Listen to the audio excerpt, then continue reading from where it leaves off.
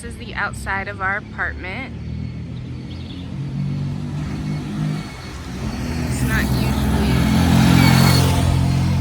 It's not usually this busy.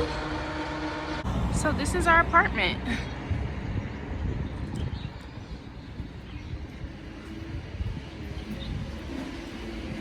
I left my key upstairs. So I'm having Moussa buzz me in.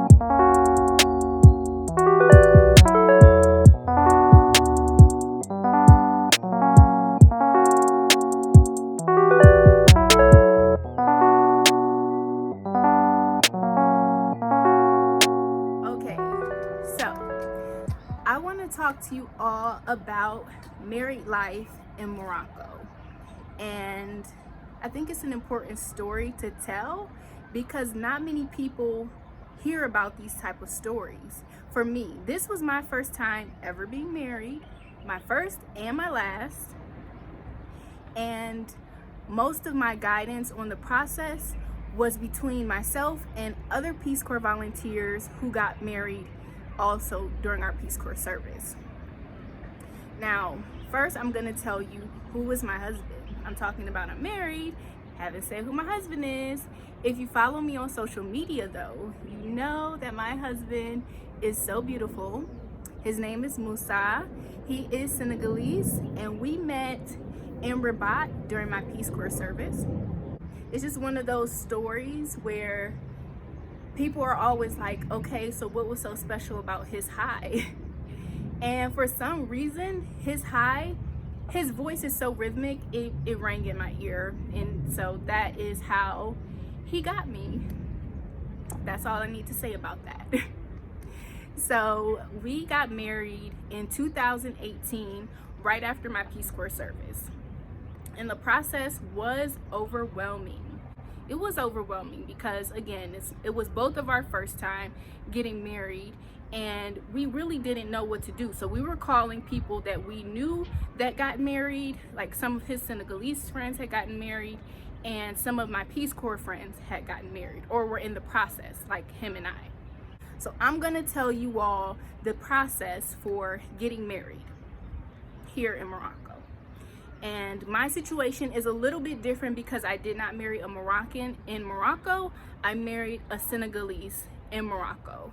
So for us, it was different than if I were to marry a Moroccan in Morocco. The first thing we had to do was go to the U.S. consulate. And so before you can go to the U.S. consulate, you have to make an appointment. We made an appointment online, we went to the consulate, and we had to get the certificate of marriage. The certificate of marriage is just a document that you sign, you as the U.S. citizen. You sign it to say, I've never been married before, I'm single, so I'm eligible to be married. We go there, and this document costs 1,000 dirhams, which is about 100 USD. About 100 USD. And the good thing, if you are a Peace Corps volunteer and you're getting married, what happens is, because you have to take your passport with you, and for Peace Corps volunteers, we have a Peace Corps passport. And at the U.S. consulate, they can see that on your passport that you are Peace Corps, and your certificate of marriage fee is waived. So we didn't have to pay the 1,000 dirhams. That it was free for us because I was a Peace Corps volunteer. So that was a nice perk. After we get the certificate of marriage, we also get a document with a list of about 11 to 12 items of information that you need to submit along with the certificate of marriage in order to complete the marriage process. So I had to get my birth certificate. It had to be within 90 days. He had to call his mom in Senegal for her to send his birth certificate to him. We had to get my birth certificate translated from English to French. We had to get my birth certificate and my passport translated from English to French, because we had to submit all of our documents in French because we were submitting them to the French consulate. We were submitting them to the Senegalese consulate, and their national language is French. So we had to send all of our documents in French. So we gathered all of my documents. I had to get an FBI check here, one in the US, one in Morocco. I had to have my birth certificate, his birth certificate. We both had to have proof that we were not married and that we hadn't currently been married. And there were a list of other things. So the thing about the marriage process is you have to be organized. And I'll show you what I use to keep all of our documents organized. I brought them with me. I use this binder to keep all of our information organized. And you can just see it's just a folder, and it's a bit thick, okay? So this document was used to help keep all of our marriage documents in one place, so that when we got ready to go back to the Senegalese consulate, we can submit all of the documents at once, and then we're good to go. Once we made the appointment with the Senegalese consulate to submit all of our documents for marriage, we had to wait 30 days to come back and to get our official marriage license. Moussa is Muslim and I'm Christian, and people are always asking about the difference in religion. And oh my gosh, he can have 4 wives. Yes, this is true for Islam. The men are allowed to have 4 wives.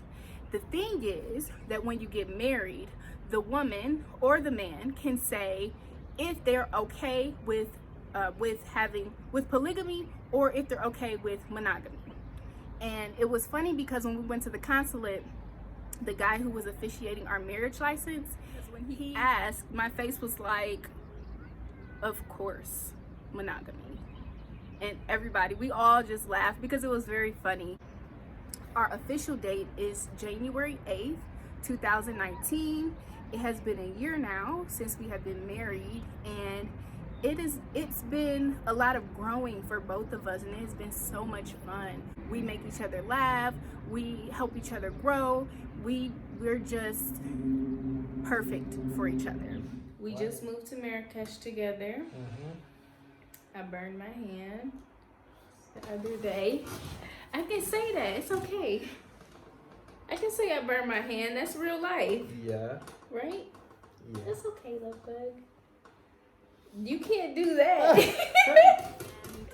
Our next step, well, we have been living here, I would say, since July of 2019. We've been here, and we have a cute little studio. It's nice. I'll do a video of our apartment.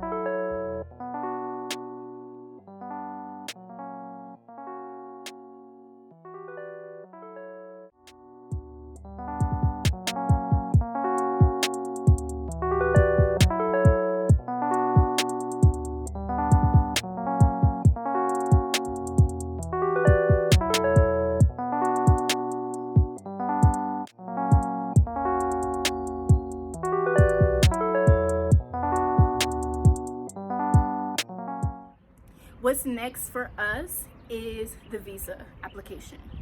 Okay, so we got married, and the next hurdle, the next jump is the visa application, so that he can become a US citizen and we can have the same passport and we can travel together, baby. That's the goal. Okay, so right now I'm working on the visa application, and that in itself, the marriage process was overwhelming. It was a lot of paperwork involved. The visa application is another beast, and luckily I've had, like I said, I have friends who are Peace Corps volunteers who got married, and they were able to walk me through the process of how they filled out the petition for alien residents to the U.S. And I'm so grateful for them because it's a lot, honestly. It's a lot. I bought the application. Well, I bought the binder because, like I said, if you plan to get married, you need to be organized. Here is the binder that I'm using to keep all of our documents organized, and this one is a lot better than the one that I used for our marriage certificate, because you can see here that we actually have folders inside, and so you'll see the application. These are all pages in the application, pages, more pages, and then there's a part where we need proof of relationship and pictures, and so I'll show you the page where our pictures are. We have about 40 pictures that I'm sharing. We have to share. So in proof of relationship, you can show text messages, you can get written statements from other people that know your relationship. You can have pictures of you and your spouse together. You can have a lease agreement together. You can have bank statements together. So those are some of the documents we have. We have pictures, we have bank statements, and we have wire transfers that we send to our landlord every month. So here are some of the pictures. And this is how we formatted our pictures. So there are about 40 pictures, and 4 on each page. And they're pictures of just me and him. Just so that, because this part, the part that I'm submitting now, is called the I-130 and the I-130A, and these are all the documents needed to submit the I-130 and I-130A. So what we have to do with this part of the application process is prove that our marriage is legitimate. That's what the U.S. government wants to know, that we aren't just getting married for other purposes, but we're actually getting married because we love each other, we want to spend our lives together, and we want to live together in the U.S. So this is the process that we are starting with, and all of this that is in this binder is what we need for the petition. After we submit this, then we'll get notification that we need to submit other information in terms of my taxes, in terms of financial information, how am I going to be able to support him when he comes over to the U.S., and these types of documents. That's all for now, and I will keep you all posted on this journey, because I think it's really important to share my journey, because I think that so many people, Peace Corps volunteers for example, they come to another country, they don't know they're going to get married, and then when it happens, what do? Who can you confide in? Who can you find information from? And so this is why I'm providing the information that I have shared, because I want to help facilitate other people in their process. Just like I called on other Peace Corps volunteers to help facilitate my process. And even if you're not a Peace Corps volunteer, this information is for anybody who's getting married to somebody that's not from the same country as them, because essentially the same rules apply.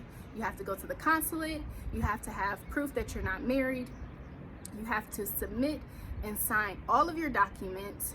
Once that's done, then you'll receive your marriage certificate. Once you receive your marriage certificate, then you can apply for the I-130, I-130A petition for alien residents to the United States. After that, there are a few more steps, and I'll talk about those more because I'm not there yet. So as I'm going through those steps, I will share more with you along the way. So I hope you all enjoyed this video. If you have more questions about this process, please comment below.